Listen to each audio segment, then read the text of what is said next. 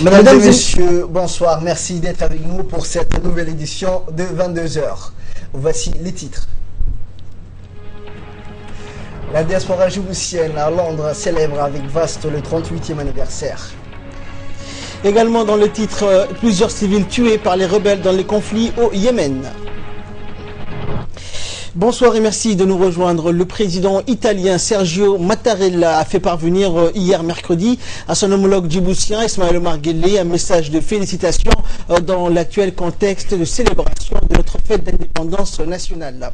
Et dans son message, le président italien a tout d'abord souhaité au nom du peuple italien et en son nom personnel les meilleurs vœux de prospérité pour la République de Djibouti avant de faire part de l'importance que son pays accorde à la relation de coopération et d'échanges qu'il entretient avec notre pays.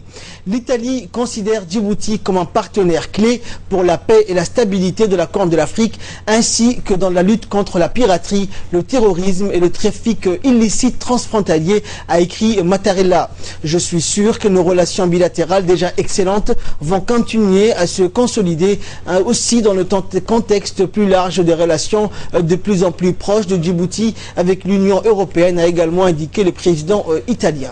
A noter que des messages similaires émanant de chefs d'État et de gouvernement de pays frères et amis, ainsi que de la part d'émanantes personnalités appartenant à d'organisations régionales, continentales et internationales, continuent d'affluer à la présidence de la République.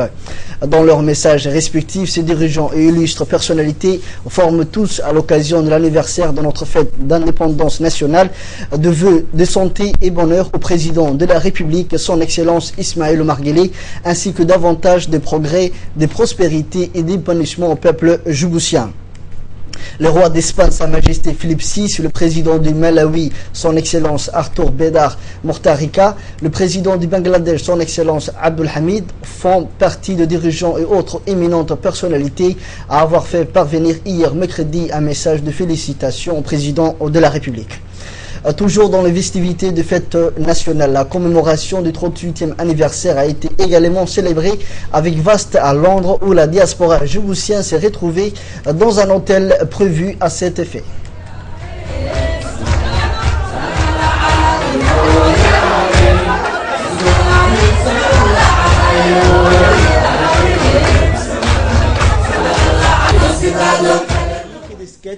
Où les Djiboutiens résidant à Londres, hommes, femmes, jeunes et moins jeunes, ont tous participé. Une soirée riche en couleurs qui a été célébrée en avance pour cause du mois de Ramadan. Ils ont tous exprimé leur joie et leur fierté d'être des Djiboutiens. Les diasporas ont tous monté à la tribune pour exprimer leur sentiment de fierté et de joie. Et à minuit, l'hymne national a retenti dans la salle où ils se sont tous levés pour saluer et chanter l'hymne national sous le drapeau national.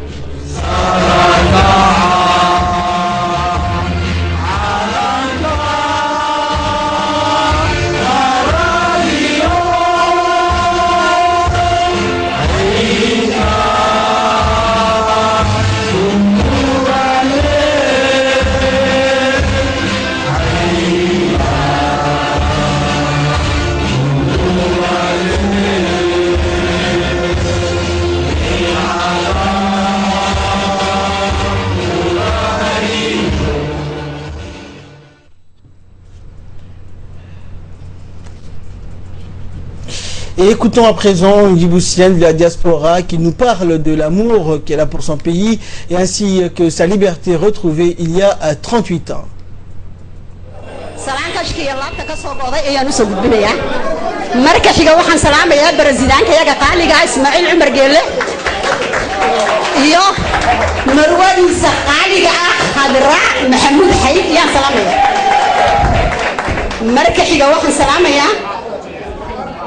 شعبك جيبوتي gudaha inay joogta gaar ahaan armeega ama jangaran ha noqoto ama boolis ha noqoto ama minateer ha noqoto ayaan salaamay dhamaan wiil iyo gabadh weyn iyo yaraan hooyo iyo abo waxaan leeyahay ku noolaada nabad iyo caano calankeenu maanta waxa weeyaan wuu 8 iyo 30 jirsaday.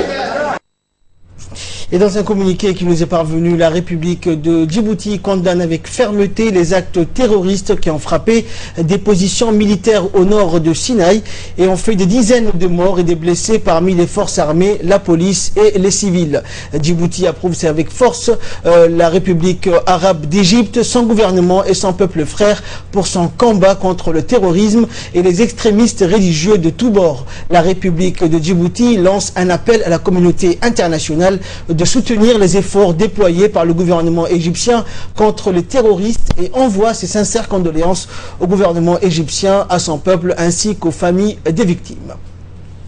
Et passons à présent à l'actualité internationale. Au Yémen, situation critique à Aden, 20 civils tués par des tirs rebelles. Au moins 20 personnes ont été tuées et des dizaines blessées dans un bombardement mené par les rebelles à Aden, deuxième ville du Yémen, alors que l'ONU réclame à corps et à cri une trêve humanitaire pour aider les civils piégés par les combats. À la faveur des affrontements entre rebelles chiites Houthis et forces pro-gouvernementales, des centaines de détenus, dont des condamnés à mort, ont pu s'échapper mardi dernier de la prison centrale de Taïz, ont indiqué des responsables loyalistes.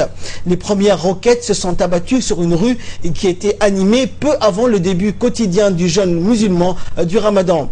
Les rebelles ont ensuite bombardé par intermittence le même quartier, touchant des personnes qui ont tiré les victimes des premiers tirs. L'émissaire de l'ONU pour le Yémen, Ismail Ould Cheikh Ahmed, qui a repris ses contacts diplomatiques après l'échec des récents pourparlers à Genève, a réclamé de nouveau une trêve humanitaire selon un responsable du gouvernement yéménite en exil. Une session de négociation sous l'égide de l'ONU s'est achevée le 19 juin à Genève sans accord sur une trêve, les protagonistes restant sur des positions inconciliables. Ebola, un nouveau cas au Libéria. Les autorités libériennes ont déclaré que le nouveau cas a été confirmé 3 jours après la mort d'un adolescent atteint de la maladie. Selon Tolbert Niouache, vice-ministre libérien de la Santé, le deuxième cas s'est également produit à Nedouane, la même ville que dans le premier cas.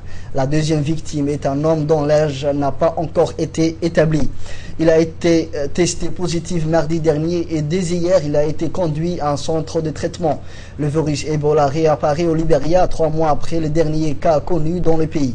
Le Libéria a été le pays le plus affecté durant l'épidémie d'Ebola avec près de 5000 morts. C'est tout pour ce journal. Merci de votre fidélité. Restez avec nous, le programme continue.